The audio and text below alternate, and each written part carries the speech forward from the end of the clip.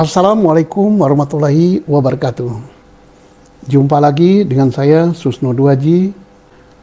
Hari ini saya masih tertarik untuk membahas tentang Panji Gumilang dan Al Zaitun, karena ini masih menjadi bahasan di berbagai media, baik media sosial maupun media konvensional. Sebelum membahas ini, saya sampaikan bahwa apa yang saya sampaikan pada channel ini adalah bahasan hukum murni, murni hukum, tidak pada bahasan tentang politik, apalagi bahasan untuk pesanan, kepentingan politik, kepentingan pribadi, ataupun kepentingan golongan, dan kepentingan lainnya. Tidak ada.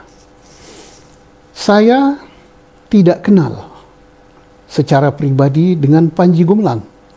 Saya belum pernah ketemu secara langsung. Saya belum pernah bicara secara langsung. Saya juga tidak pernah komunikasi di dunia maya. Demikian juga dengan Al Zaitun selaku lembaga.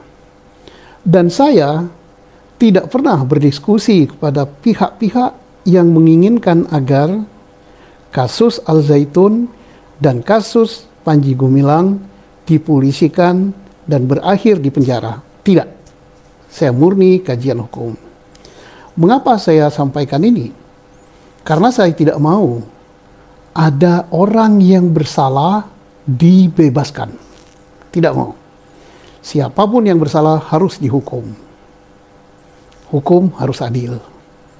Dan saya tidak mau juga ada yang orang tidak bersalah, tapi karena tujuan tertentu dibuat bersalah, direkayasa, dan dihukum. Mengapa begitu? Saya sudah merasakan hal itu tidak enak direkayasa. Saya yakin bahwa apa yang saya alami, saya direkayasakan kasus. Oh bisa Pak Susno? Ya bisa. Apa yang nggak bisa? Oke, kita mulai lagi pembahasan tentang Panji Gumilang dan Al Zaitun. Ini harus hati-hati menangani kasus ini. Jangan sampai merugikan ribuan santri. Kita harus juga berpikiran, jangan sampai ada pihak-pihak yang ingin agar Al Zaitun ini dibubarkan atau ditutup. Apalagi ada persaingan, apalagi ada upaya tertentu untuk menguasai Al Zaitun. Ingat, kasus Al Zaitun, khususnya Panji Gumilang, selalu muncul menjelang pemilu. Dan ini tahun sekarang 2023 adalah tahun politik. Oke, kita bahas. Panji Gumilang awalnya dituduh sebagai NII. Pimpinannya bahkan. Pertanyaannya, apa iya? Saya pernah menangani kasus NII di Jawa Barat sewaktu saya menjadi Kapolda tahun 2008. Saya proses, dihukum, terbukti di pengadilan. Dan selama proses penyidikan, saya perintahkan untuk dibuktikan sejauh mana hubungannya dengan Al Zaitun, dengan Panji Gumilang. Ternyata tidak terbukti, tidak ada kaitan sama sekali. Tapi itu tahun 2008, 15 tahun yang lalu. Saya tidak tahu kalau 2023. Tapi kita punya aparat intelijen, baik intelijen polisi, Polri, BIN, kemudian BAIS.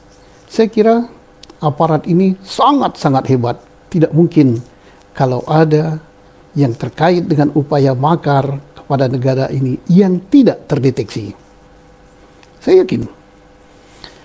Kemudian mari kita lihat, untuk dapat dituduh sebagai NII atau upaya makar harus dibuktikan ada nggak yang ditunjuk sebagai pemerintah, mulai dari presiden, perdana menteri, atau apalah namanya. Kemudian ada nggak kabinetnya? Kalau tidak ada ya nggak bisa.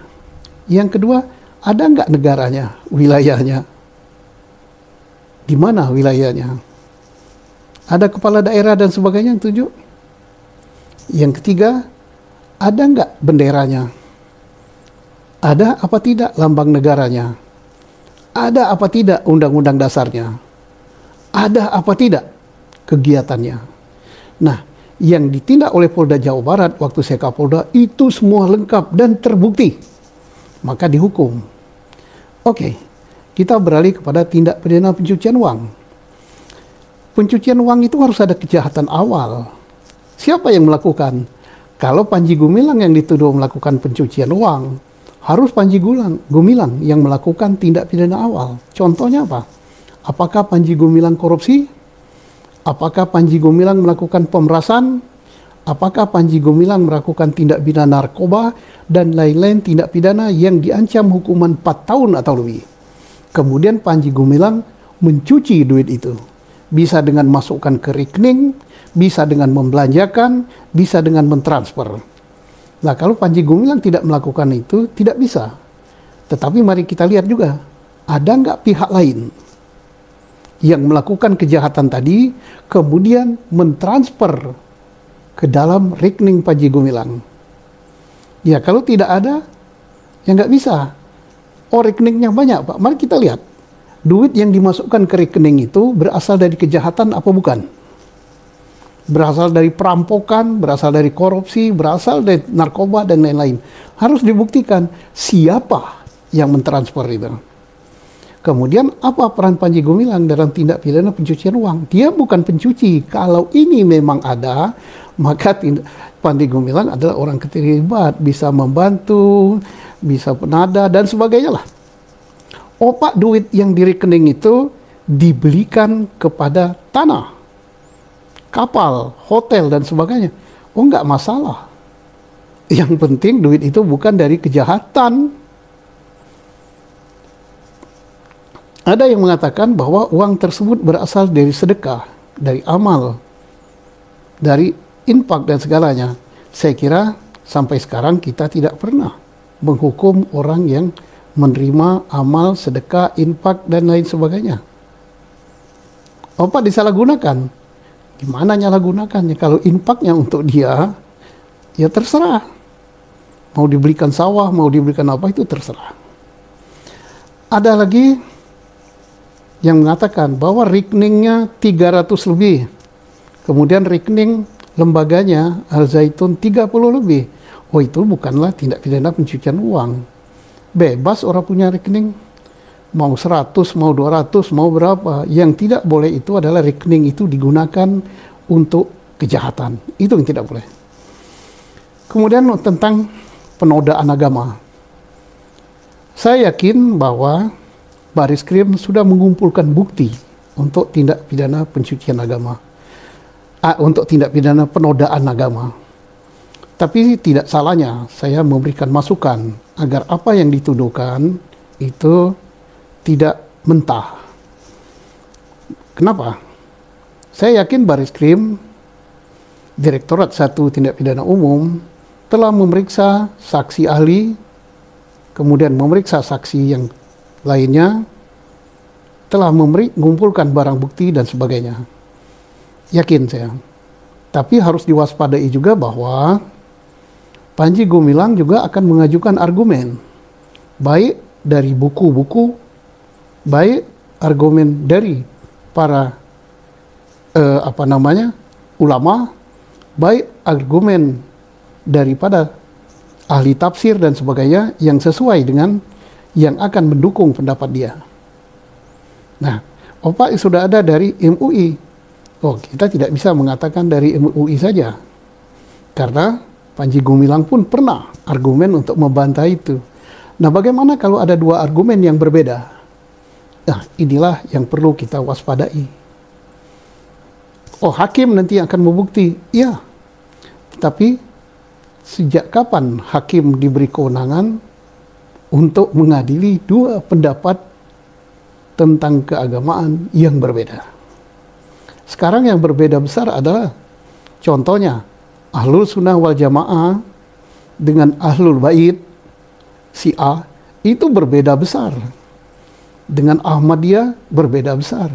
Apakah Ahlul Bait dan Ahmadiyah yang tidak sama dengan Ahlul Sunnah itu sesat, harus diadili. Oh tidak, nanti bisa geger kita dengan Iran ya pusatnya. Nah, jadi itu suatu hal yang perlu kehati-hatian. Tapi bagaimanapun juga kita bersyukur dengan Bareskrim, dengan Polri yang telah cepat mengambil langkah untuk menahan dan menyatakan sebagai tersangka.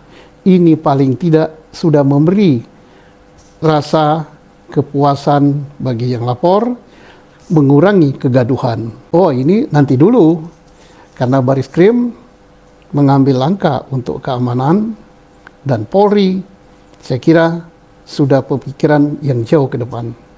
Tentang akan P21 atau tidak, ya Polri punya standar tersendiri.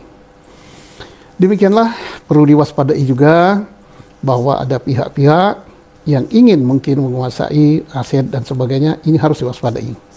Dan juga saya yakin Polri tidak akan bisa ditekan dengan opini, dan Polri tidak akan bisa ditekan dengan kehendak pihak-pihak tertentu, dan Polri tidak mungkin akan bisa diperalat untuk kepentingan politik, kelompok, atau golongan. Demikianlah yang saya sampaikan. Sekali lagi, ini murni kajian hukum menurut saya.